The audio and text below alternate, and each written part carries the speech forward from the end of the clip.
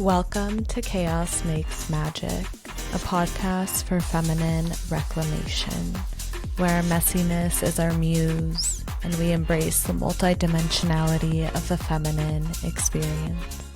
Relationships will strip you bare and crack you wide open and force you to look at the deepest, darkest aspects of your being, and they are quite literally a portal into your shadows. Welcome back to Chaos Makes Magic. I'm so excited for this episode, you guys. We are going to just deep dive into love and romantic relationships and how those are portals into our shadows and why that's actually a good thing. Before we get started, make sure you like, share, follow, subscribe, all of the good things. That way you are always notified when there's a new episode. And as always, please share this with any women in your life that you think would benefit from this magic and this medicine, because that is exactly what I'm here for. So I want to begin this episode by just emphasizing that you are in control of your relationships. You are the one that gets to decide whether or not you stay in a relationship or not. And what I really want you to get out of this episode is to just really notice how relationships, even if there is conflict or like ruptures or just things that feel triggering in a relationship, I want you to be open to how that is a portal for your own growth, a portal into your own shadows, and whether or not you stay with the person, that's fine. But yeah, really just seeing that relationships are a portal into growth, because that's exactly what they are. We're going to be focusing on romantic relationships solely in this episode, and we're really going to be getting into how relationships are mirrors and kind of digging into the spiritual significance of that. And then also going into why the right relationship might trigger you. You might find yourself in a relationship with a partner who actually feels safe and who is actually pouring so much love into you, but you feel more triggered than you ever have before. We're also going to talk about anxious attachment. We're going to talk about the luteal phase and PMDD and why women's satisfaction in relationship actually drops during the luteal phase. And then we're also going to talk a little bit about like rupture and repair in a relationship and why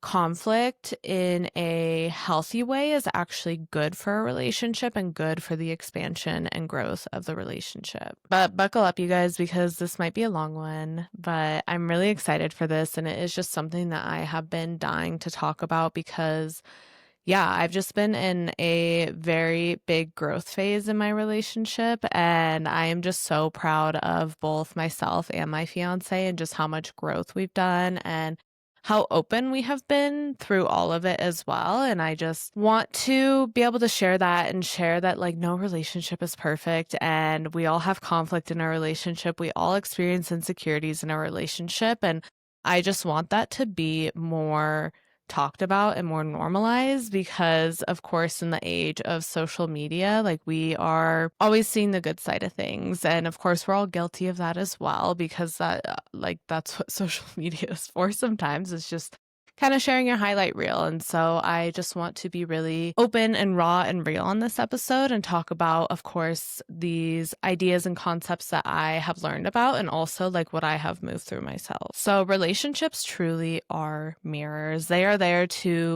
help us to learn and to illuminate aspects of our being and things within ourselves that are requiring deeper healing. Earth is literally a school. We are on Earth to learn, and relationships are such a huge part of that. And there are other relationships outside of romantic relationships that are also mirrors, and I definitely plan to talk about that in a future episode, more about friendships, but we're going to stick to romantic relationships in this episode. And so many couples end up not working out because of the conflict that arises, and they just like can't get past that conflict and continue to butt heads. And I think that happens a lot when both parties are not willing to be open and to be vulnerable and aren't willing to actually like explore their own shadow that's going on. Because again, when you enter a relationship, it is going to illuminate these things within you. It is going to cause discomfort, and it's really important to stay open and be open to working on it. And again, like I said at the beginning, maybe it doesn't work out and that's okay, or that's not your person, but there's still so many lessons to learn even with somebody who isn't your forever partner. In spiritual terms, everybody that we meet is a vibrational match to us and to something within us in some capacity. Romantic relationships often mirror parts of ourselves that are unhealed, or parts of ourselves that we have shoved down or disowned, or parts that don't feel very good to look at. They can show us where we are still operating from fear, or where we are still holding on to unworthiness or jealousy. From a feminine embodiment standpoint, and really like going into the feminine and talking about that aspect, it's so important for us to just stay open in a relationship, to stay open to what is coming up and what is being revealed to us, because I'll get into this in a little bit more in depth, but we really are leaders in relationships as women. Like, we truly are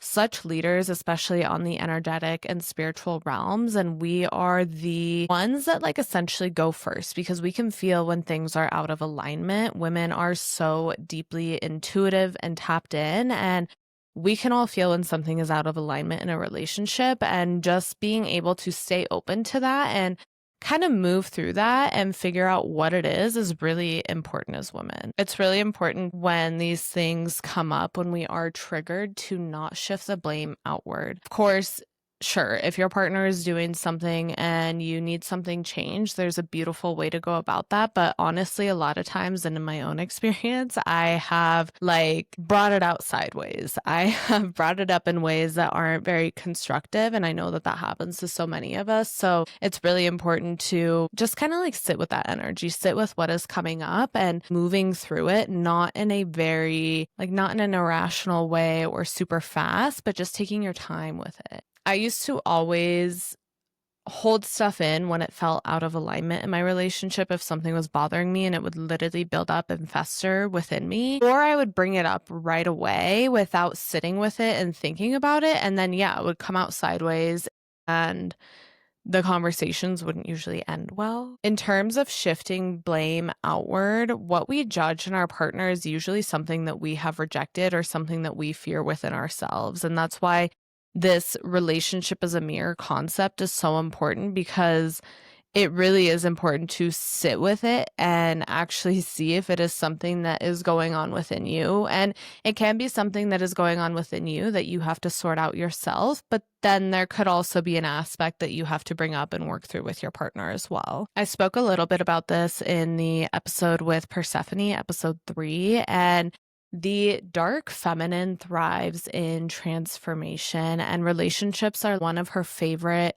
grounds for initiation. This is exactly that aspect of the dark feminine that is in relationship and allows it to be a portal of transformation. And she isn't scared to let these things come to the surface, and she welcomes them and she sits with them and alchemizes them, and she begins to use her voice. Through love, we are initiated into deeper levels of surrender and vulnerability and truth. And that's something that is really difficult for women to do, because of course we have been hurt so many times. And if you are somebody who has gone through plenty of bad relationships or toxic relationships, like, it really is difficult to stay open, especially when you do have a partner who is actually pouring that love into you. And then that actually becomes triggering, which we'll get into in a minute. But when you're really tapped into this and tapped into this concept of relationships being a mirror and it being a space where you are able to explore deeper pieces of your being and explore your shadows, every trigger, every argument, every feeling of needing to detach or distance yourself becomes an initiation into deeper embodiment and self-awareness and self-ownership. I wanted to talk a little bit about anxious attachment, because I am an anxiously attached girly and have done so much work on this. And I, like, looking back to a couple of years ago and thinking about where I was then, how I reacted to things then, how it felt in my body then versus now, is actually insane. The growth is crazy. So anxious attachment definitely gets amplified in relationships. All attachment styles do. Anxious attachment is really big for women because we are wired for connection. And so closeness and connection literally signals to our nervous system that we are safe. So when we feel like this is wobbling at all, even if it's in a way that isn't malicious or intentional from our partner, like I guess for me at the beginning of our relationship, I was so deep into my anxious attachment that my partner going to do things without me or like going on a trip without me made me feel abandoned. It wasn't a lack of trust. It was that I felt very much so abandoned. And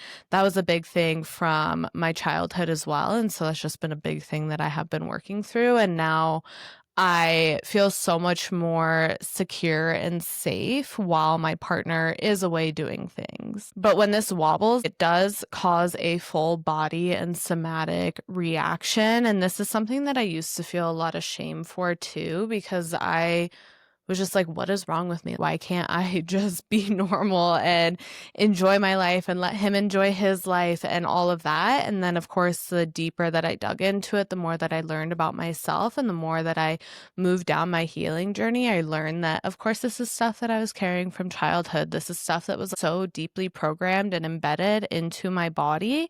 And it was going to take time to unwind that. It's easy to feel safe when you are alone. And then, of course, when you enter a relationship, especially with anxious attachment, it's easy to really latch on to that partner and try to find safety in that partner rather than finding safety in yourself. And that was a really big piece of my journey, was finding safety within myself, finding ways that I could self-soothe myself and just really feeling okay with being alone. And it was something that in the first couple of years of our relationship, I was like, how am I going to learn this? How am I going to learn feeling safe being alone while I have a partner? And it was honestly challenging, but I did it. The feminine wants to feel seen and safe and held, and the feminine wants to feel present. So again, when that is shaking, when we sense that wobbling, our bodies resort to that feeling of abandonment when we have an anxious attachment style.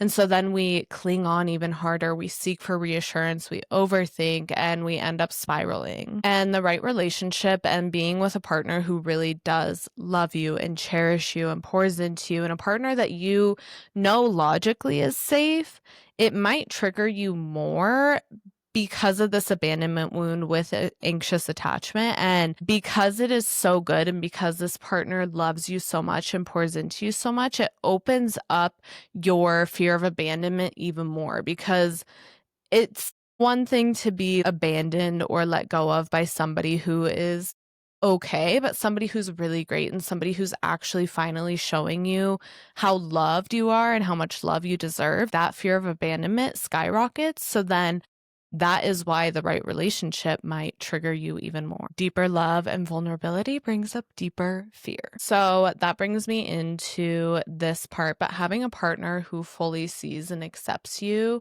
can be really triggering. And it can be really difficult when you are, again, in that relationship where you finally feel safe, you finally feel loved, and you feel like you can finally relax, but your body literally won't. Like, it feels like your nervous system is set off. So we're going to talk about that a little bit, because that is something that absolutely happened to me, and it just brought up a lot of confusion in me and in my system and in my body. And it was something that took some time to work through, but I'm happy that I gave myself the space and the time to do so. And I'm really grateful to my partner for also being there through literally everything. A partner who is safe and a partner who fully sees you and fully accepts you and just again pours all of that love into you will challenge every defense mechanism that you have ever built. And so it really strips you bare, because especially if you are somebody who has been hurt in past relationships, which I think everybody has, honestly, it is really triggering when somebody isn't that way. And when somebody actually does love you so deeply, and it really does kind of confuse your body and your nervous system. And healthy polarity in a relationship, especially with like divine feminine and divine masculine dynamics, can challenge your nervous system because it is repatterning what safety means and intimacy means in your body. So for me, when I first met my partner, I was honestly in awe, and still am sometimes, at how much love he shows me, how much he pours into me, how caring and sweet he is, and how forgiving he is, and the unconditional love that he has always provided to me, because it felt foreign to me at the beginning. And now I am more used to it and more able to receive that. But at the beginning, it was really, really hard for me. And I think that my nervous system was just so used to not feeling worthy, not feeling like I was measuring up in a relationship, not feeling like I was good enough for my partner. I wasn't used to that level of intimacy and safety in a relationship that my partner was giving me, and it was triggering me a lot. The more that I connected with my womb and began my womb awakening journey, the more all of this started to expand. And it was honestly a pretty confusing process. And I, again, was just getting really hard on myself, wondering why my nervous system felt so triggered and why I couldn't just, I guess, accept the love that he was giving me and be happy in that and be able to receive that. But in reality, I was just calibrating to that level of love and that level of intimacy and vulnerability. My partner has held such a huge role in my awakening journey, but not necessarily in a direct way. Like, he's never directly been initiating me, I guess. It's more so his energy and the foundation and the safety that he built for me, and that container that he has held for me has allowed me to truly blossom and flourish and step into the woman that I came here to become. And again, that was triggering, because so many of these things, so many of the obstacles that I have overcome has been me obviously overcoming so many triggers and fears within myself. And through our relationship, that has just been a really big initiation ground for me to do all of that. But then he's also held that safety and that acceptance too. That was a really big piece of it. I mean, with my work and with my business, there's so many aspects where I have feared judgment from people. I have feared what people are going to think, how people perceive me, just going into more work that is somewhat taboo and not as socially accepted, and just building this business from my creativity and from my soul and my heart. And he has always seen the vision. He's always held the vision with me. He has always cheered me on. He's never, ever once put me down for any of the crazy, wild dreams that I have. And again, that can be triggering too, because then it triggers this piece of me where I don't even see my potential, but he sees it. And then yeah, I don't know. It just feels really triggering sometimes. There have also been so many times in my relationship where I felt deeply triggered and said to myself, oh, I would just be better off alone. This would be so much easier if I were alone, because I literally wanted to run away from those triggers and from that conflict, because it didn't feel good to face those. It doesn't always feel good to do that. It doesn't always feel good to go into your shadows. But again, especially on this like divine feminine and dark divine feminine journey, that is something that I have honestly enjoyed now. Like, it definitely is still difficult at times, don't get me wrong, but it's something where like I accept the challenges now and I see them for what they are, and that is growth. And in a relationship where you do actually feel safe, where you're finally in that space where you can relax, where you can trust, where you can surrender, your body begins to bring up everything that you have shoved down, because it's finally safe to do so. When we are operating in fight or flight, when we are so dysregulated and we're just like trying to get through situations, our body doesn't bring up the things that need to be healed, because we are quite literally just trying to survive. But when you are in a relationship where you are safe, where you have that container of safety, that is why you begin to feel triggered. That is why your nervous system feels like it is being set off, because your body is finally in a state that can bring all of these things up to the surface to be healed and alchemized. And true intimacy is just being deeply seen and accepted. Again, this is such a beautiful part of sacred union and these just deep conscious relationships, because you're both seeing and accepting each other in the good, the bad, and the ugly. And it truly is unconditional love. And it might be triggering, it might trigger the fuck out of you, but sometimes we need that. And usually what triggers us is actually what we're craving. So being seen by our partner triggers us because we have a fear of being judged, but we also really want to be seen and accepted. And this has been such a big one for me too. I mean, being judged, being perceived, being seen is such a huge, huge thing that I have been working on. And so, of course, being seen by my partner and having him, like I mentioned earlier, just see me and support me and cheer me on and see my vision and hold that with me, it triggers me because it brings up all of these fears of being judged, but then I'm also wanting to be seen and accepted. Opening up sexually leaves us feeling super vulnerable and can bring up a lot of shame, while this is something that we actually want to be able to do with our partners. Or being adored and loved on so heavily can bring up fears of abandonment and what if this is too good to be true, or what if I lose it all? I think that's a really common thing, is what if I lose it all? What if the shoe drops? What if something happens? And we're always on edge, just waiting for something to happen when we are used to that happening. So then being in the right relationship, being with somebody who does treat you so good, brings that up tenfold, because it would be scary to lose them. You don't want to lose them, and that's okay. And of course, in a relationship, what we want is true, deep, intimate connection. And that is what we all crave and desire. But then that also triggers us so heavily, because it means that we have to be even more vulnerable and even more open. And again, like, relationships will cause you to continue shedding those layers and continue cracking you open.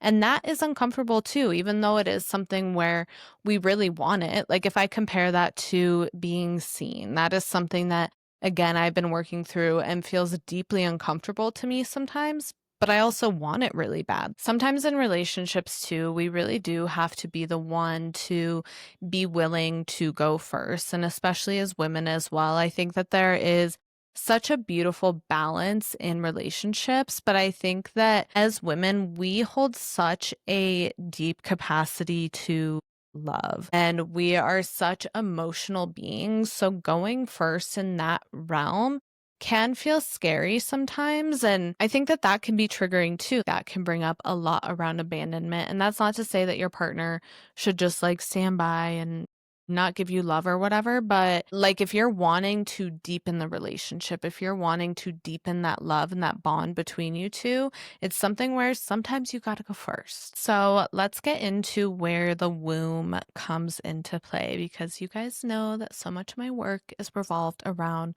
the womb, and that is because it is such a huge aspect of our entire being and our entire lives as women. So the womb is our seat of emotional alchemy. It stores imprints, trauma from past relationships, sexual encounters, heartbreak, unmet needs, especially from our childhood. And we hold on to all of that within our wombs. So when you begin to awaken to your womb, you begin to start to clear these old imprints. So you stop attracting the same cycles and wounding. And sometimes that looks like letting relationships go. Sometimes that looks like just letting dynamics from relationships go. And it can look like you being the voice in your relationship, seeing what is no longer aligned and how you guys need to grow and expand together. So the womb holds energetic attachments, which is really, these are all so intriguing to me. And of course, something that every single one of us has in some capacity. I'm going to get into 3 specific types of energetic attachments that we hold within our womb. And of course, so many of us aren't like fully aware of these, but once I start talking about them, you might recognize some from past relationships. You might recognize some from current relationships.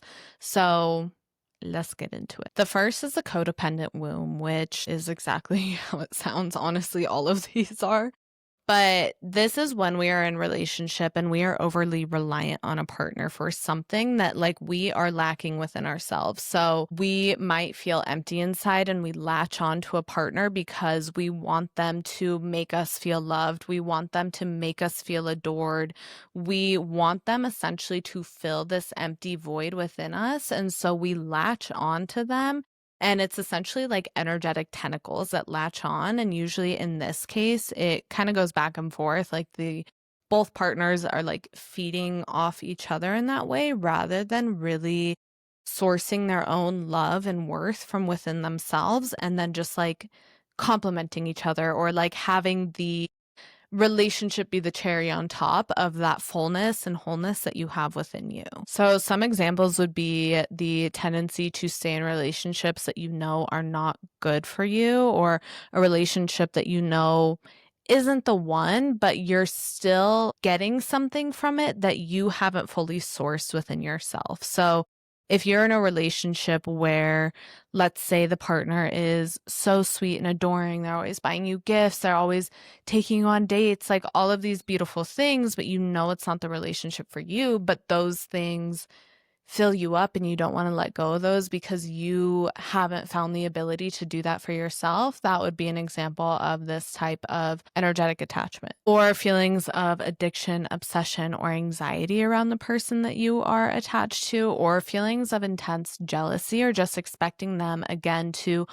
always be filling your cup. Like it is this very attached feeling. And when you go into your womb and really try to see what attachments you have there, which this is something that I do with clients, you are able to kind of like uncover that and then of course release those hooks and attachments. And these can kind of stay with you from past relationships, or you can find them in your current relationship as well. So the next is the invaded womb, which again, exactly how it sounds. And the most intense case of this is of course unwanted sexual experiences, sexual assault, all of those, which can of course vary in severity, but even in cases where you engage in sexual activity with consent, but your body, you don't necessarily want to, you're doing it because you feel obligated, like this can really imprint on your womb and kind of imprint in that invaded way and cause that energetic attachment within your womb space. So this can also be in situations where a woman doesn't fully inhabit her womb. So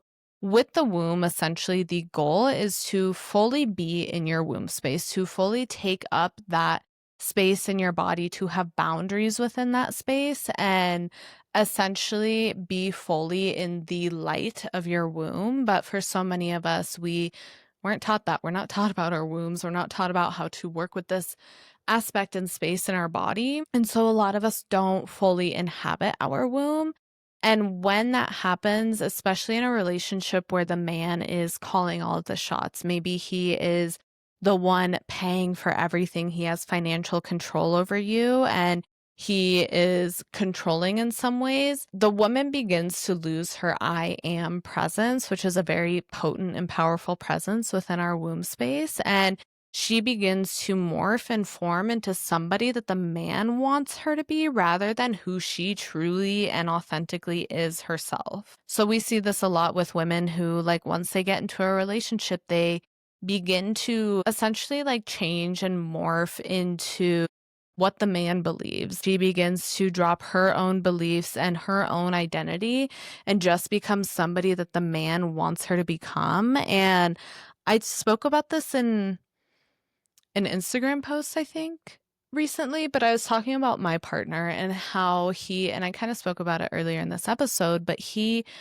really awakened me into the woman that I came here to become. Like, I have never felt more like myself and more true to my being. And of course, there's so much work that I have done myself, but he never had like a direct impact on this. He never told me who to be. And so much of who I have become has been very different than who he is, or I have different beliefs that maybe aren't necessarily his beliefs, but it's me. And he's like awakened me into that and has fully accepted me and honored me and like lifted me up into my authentic being rather than trying to, whether it's consciously or unconsciously, like push his beliefs on me. And this can happen in relationship where you're in that like invaded womb energy. And then the third one is the overgiving womb, which again, sounds exactly how it is. But this, I think, is something that a lot of women struggle with because, of course, societally, we are so conditioned and programmed to always be overgiving. I'm so sorry, you guys. My nose is so itchy. The allergies are bad. But we are all conditioned to be in that like mother energy, that mother archetype, always giving, always putting other people's needs before our own. So then we are not filling our own cup first. This can also show up as in relationship, being in that mother energy with your partner, always telling them what to do, always telling them how to be, like really feeling like you need to control the relationship and you're always giving and never like allowing yourself to receive. You're essentially giving away the rich energy of your womb space without using it for yourself first and without filling your own cup first. And this usually comes from deep underlying wounds around guilt and thinking that overgiving and constantly giving to others is the way to earn love rather than just inherently being worthy of love. In working with and connecting to your womb and really clearing some of these energetic patterns, you become more magnetic to relationships that are aligned with you. Or if you are currently in a relationship, which I noticed this for myself when I started to really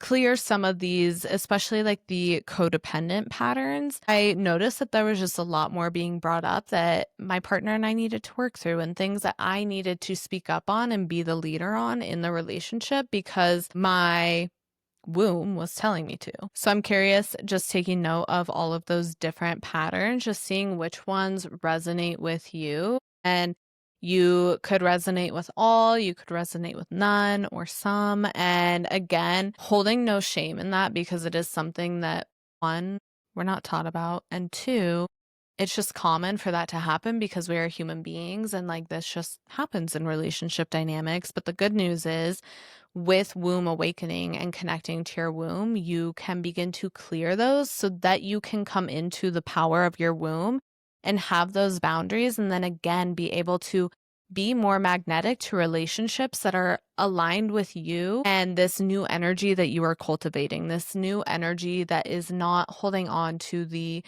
imprints of past relationships or past wounding. I think that all of this stuff, again, with the womb, really just shows how women are leaders in relationships. And yes, I think that men are leaders in their own way. And I don't think that this title needs to go to either partner in a relationship. And men are really incredible at leading in the physical and providing that structure and that safety and that stability. But women are the spiritual leaders. We are the energetic leaders. Like we, again, can see beyond the veil. We have a womb that is a direct connection to source, to the cosmos, to the universe, and we bring new life into this world. And we're going to get into the luteal phase as well and kind of those energetics. But we, again, are so highly intuitive and our bodies are constantly communicating to us and we are meant to listen to them. We are meant to listen to our womb and work with our cycle and really embody it so that we can continue to alchemize, so that we can continue to dive into our shadows and see what isn't aligned so that we can propel forward and grow and expand. I think that in these cases, though, with women being the leader and with you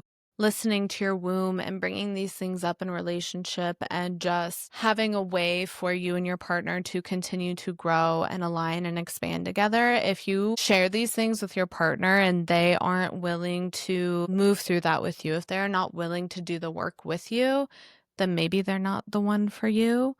And I think that it's really important to be discerning with that. And that kind of goes back to the like codependent womb energy attachment, because you might be super attached to somebody and they might not be wanting to do that work to grow with you. And that's okay, but needing to kind of clear that out so that you can then clear that relationship out and move on to being with yourself and further magnetizing a relationship later on that is in alignment with somebody who is willing to grow and expand with you. And on that topic, I also, of course, this is all about relationships, but I really want to emphasize that if you are not in a relationship and you are just in your single era, like live it up and love yourself and pour into yourself and Don't like make finding a relationship the center of your universe or your biggest priority. Make your biggest priority loving yourself, honestly, whether you're in a relationship or not. And when you begin to embody your feminine energy, when you begin to really awaken to your womb and really just like clear out these things that aren't yours, these imprints and these attachments, which that is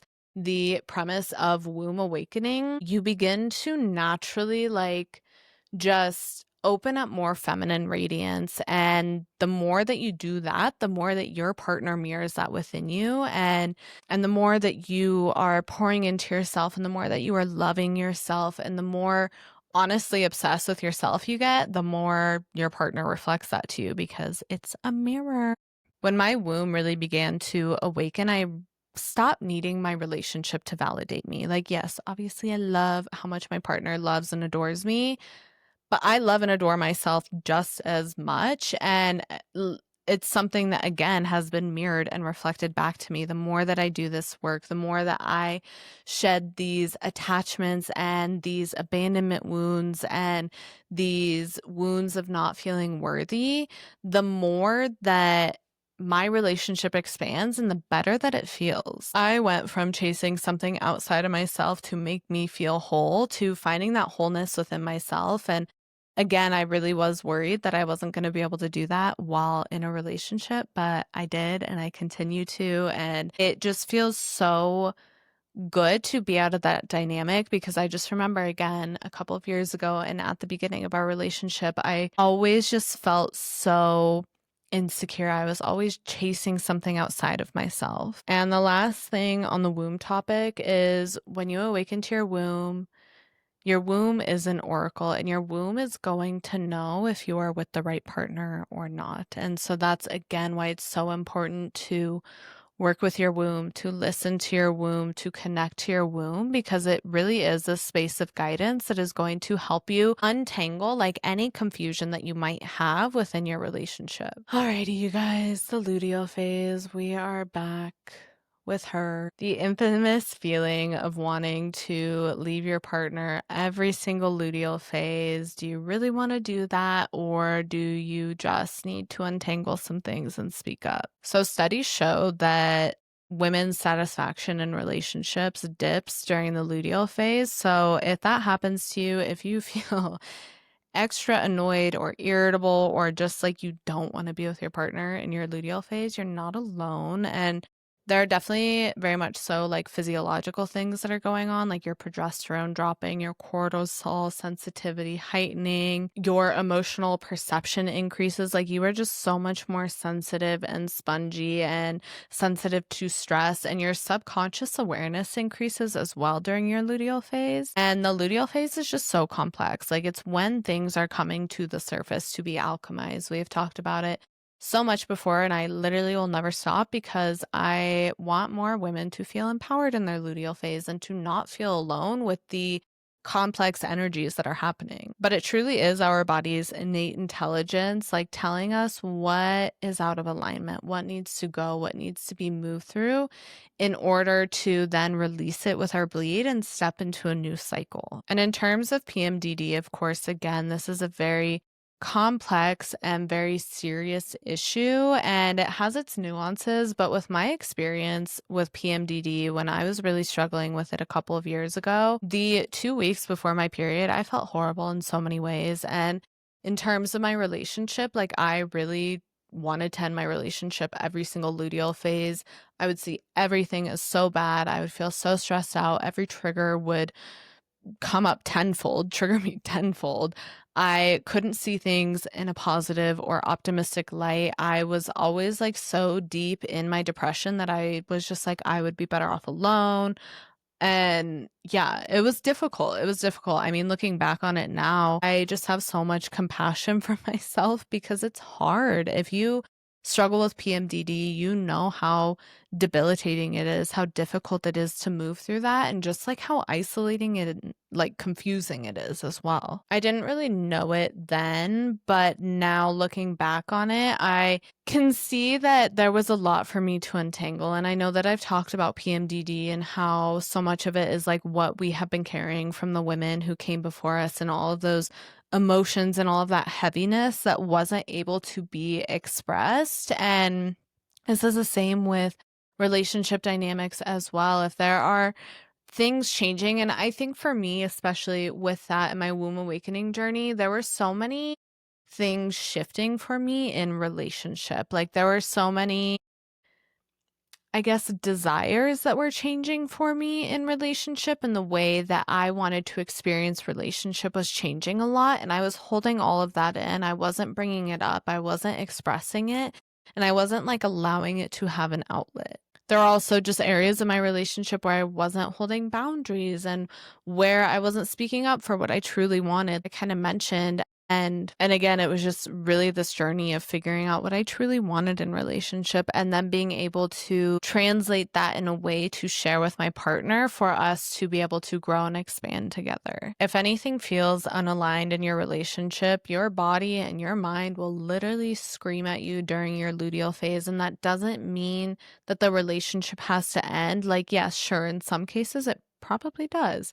But in a lot of cases, it doesn't. It's more so just your body, again, this innate intelligence of the female body, bringing up what needs to be alchemized, what is not in alignment, what do you need to speak up about and talk to your partner about. And my advice is to let it simmer, get it out in the ways that you need to during your luteal phase, but talk to your partner during a different part of your cycle where you feel a little bit more level-headed and where you have been able to actually sit with what is coming up. So this just makes the luteal phase a really beautiful time to explore that mirror of your relationship. It is when that mirror becomes even more reflective. And that is, again, why it's so important to just sit with it and like untangle it yourself before bringing it to your partner, because then you're able to untangle like, okay, what is triggering me? What is it within me that is unaligned? Like, what beliefs, what am I holding on to that needs to go? And then you're also able to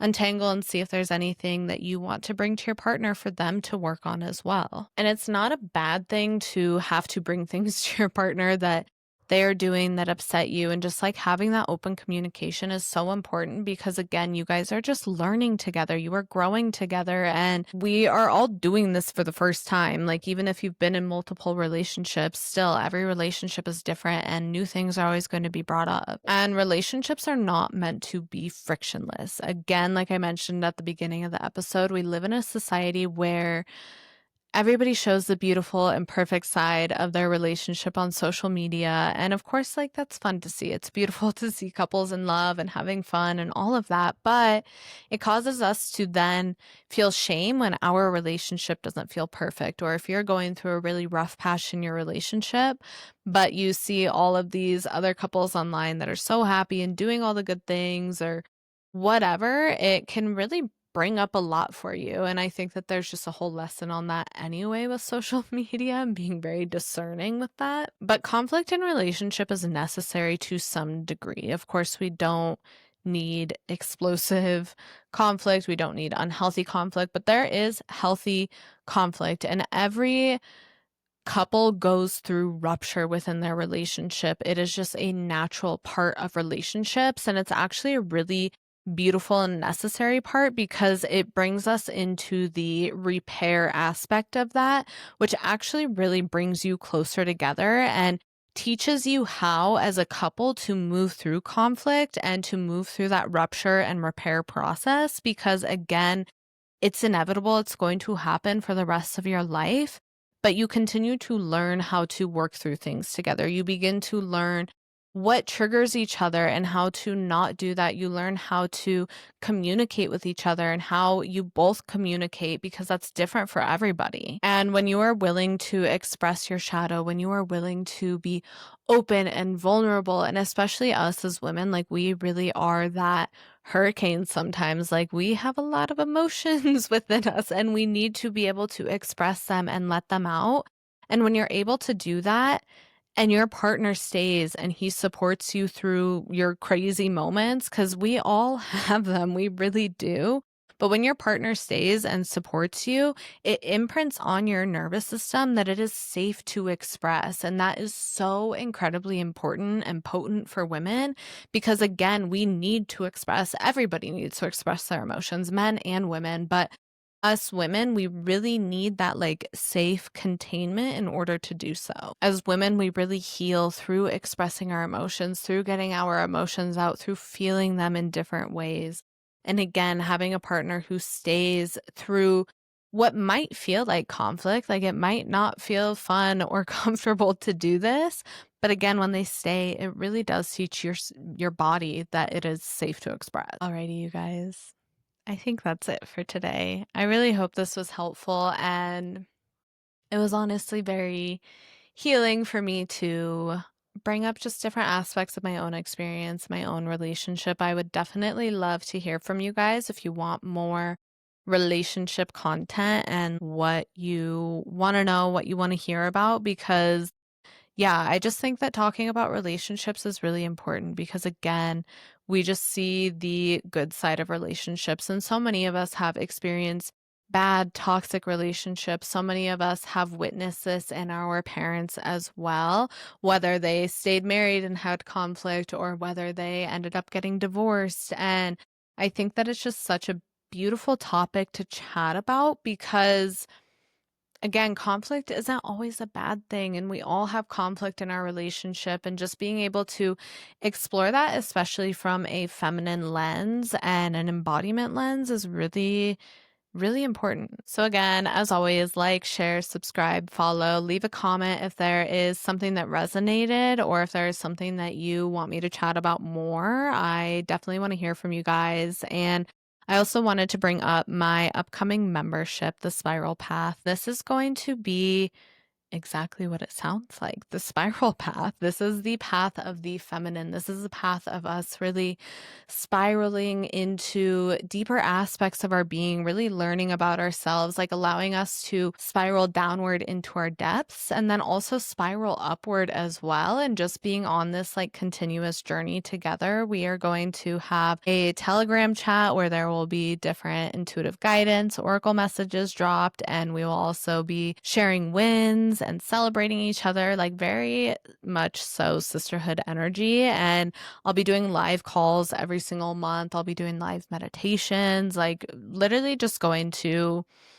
feel into it too. Like maybe one morning I want to hop on and do a meditation with you guys, just really feeling into your energy and how I can support you and how we can just build a community of women that feels safe to be with, and a community of women where we are able to be raw and open and vulnerable and to be seen in our messiness and our imperfection together and just continue to move on this journey with each other and empowering each other. So if that sounds interesting, I'll link in the show notes. I would love to have you. And as always, if you ever have any questions, feel free to DM me at Chaos Makes Magic. But sending you guys so much love, and I'll see you next time.